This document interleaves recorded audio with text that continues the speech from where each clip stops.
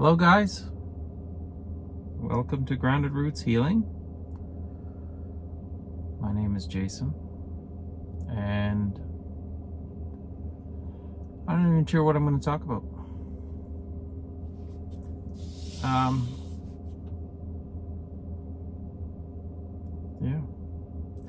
I neglected to plug the car in and my wife is going on a long trip tomorrow, so it should have been at 100% and wasn't going to get there by morning. And I'm on one of my usual late night adventures because I don't sleep very well, and I never have. And I do mean never. I've had a few moments in my life where I've had good sleep, but for the most part I've been an insomniac for 40 years. I've used it to my advantage in some ways, but like I used to do shift work. It was quite easy to do. I'm no longer doing shift work, so it would be really nice if I could sleep or be on a regular schedule. So, since it's so late in the morning, early in the morning, I think I'll just push this one through and reset myself. Stay up as late as I can tonight and then go to bed. Hopefully reset to get somewhat of a reasonable schedule going. So, in my last video, I talked about crossing a finish line. Something like that, a milestone on the spiritual awakening path. And I absolutely know that's the truth now. I just saw 222 on the clock and it's 444 on this clock. I feel like something clicked. Took forever. And I'm hesitant to get my hopes up, but it definitely feels like something clicked. So yesterday, during that shamanic journey and sound bath and cacao ceremony that I discussed in my last video, I opened up a can of worms. I opened up some soul pieces that I needed to retrieve, and one of them was around shame. And unsurprisingly, yesterday I had to deal with that. So it was a bit of a rough day, not awful. There was a bit of low vibrational energy that had to be processed. And it was the same for my wife in a different way, for a different regard. And she went through a soul retrieval process, which amazed me. Because she didn't do a shamanic journey. She just did the sound bowl, but she did exactly the same thing. And it was as if me doing the shamanic journey and the soul retrieval triggered her to go through soul retrieval.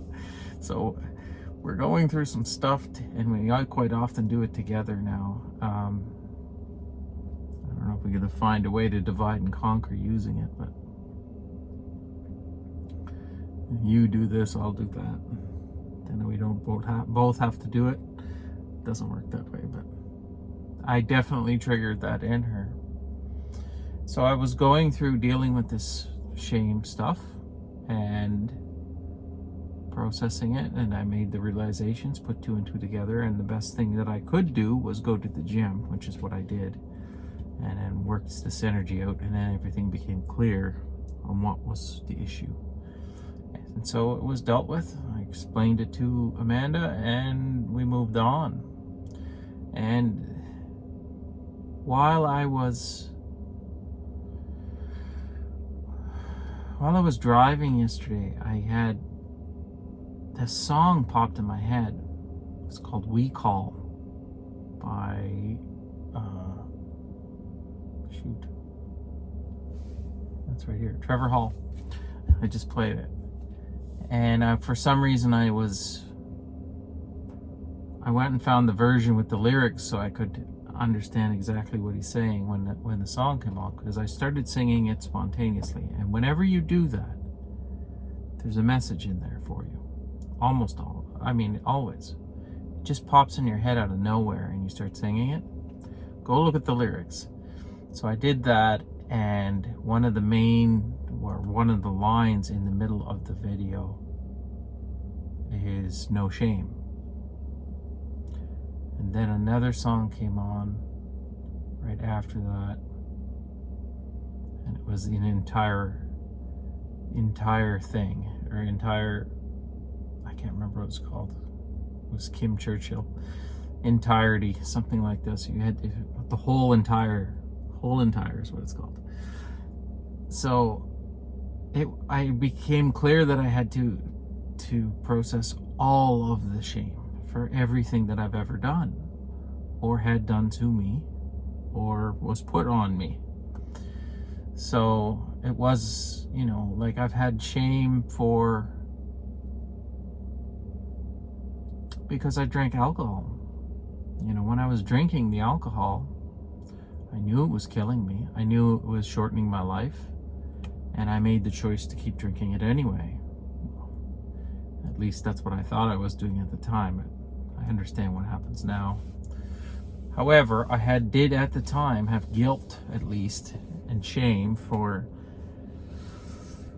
choosing pain relief over having more time with my family, let's say. So, and then it just goes down the list. Think of everything that you've ever done, or anything that you hold shame about in your life,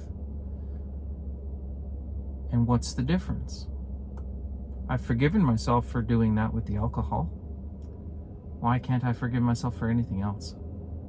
It's all the same. It's all the same. It's all a pattern, behavioral pattern burnt into your brain that you need to rewire and change. That's it. You should have shame for nothing. Nothing that you've done in your past. If you've accepted that you're on an awakening path and that free will is an illusion, like I have, then everything you've ever done before, well, I have new theories on that one, but ever was out of your hands. It was meant to happen that way. It was designed to happen that way. So holding on to this shame and guilt, it makes no sense. Now, it still requires you to rewire that portion of your brain, to accept that that is what is happening and has happened, and to stop feeling the shame for it. It requires soul retrieval. There's various ways to do soul retrieval. You can look them up.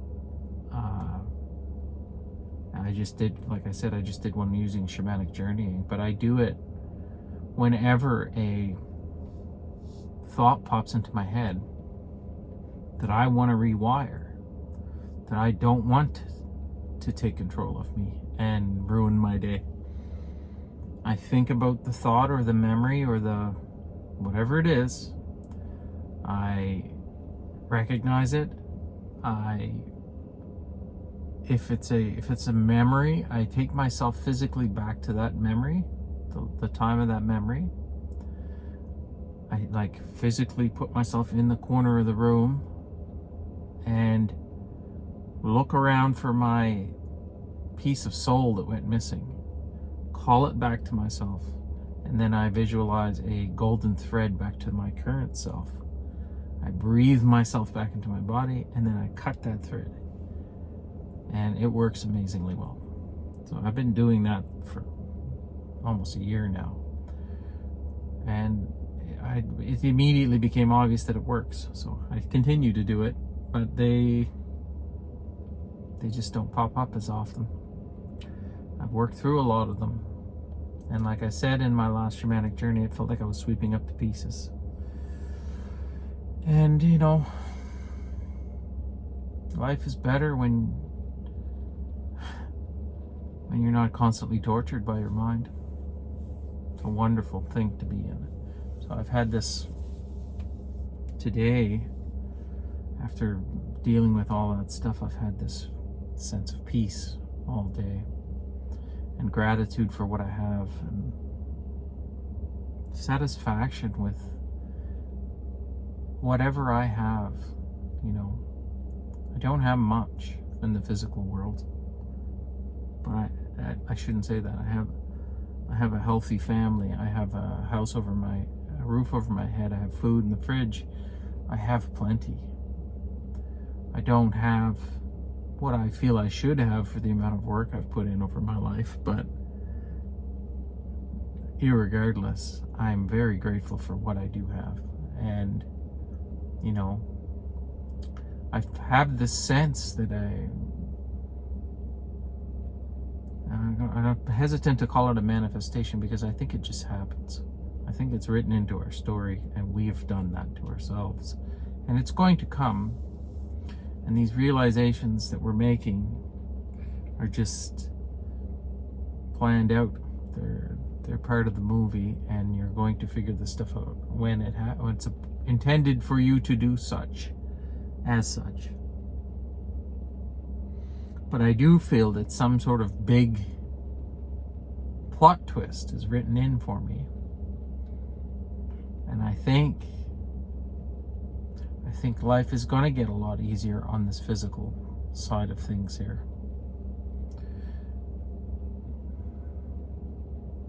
We call it manifestation if you want, but I believe that there are major changes on the way to me. Now, I'm saying that, and that today was the first time I just didn't care. And I think that's the key. It doesn't matter.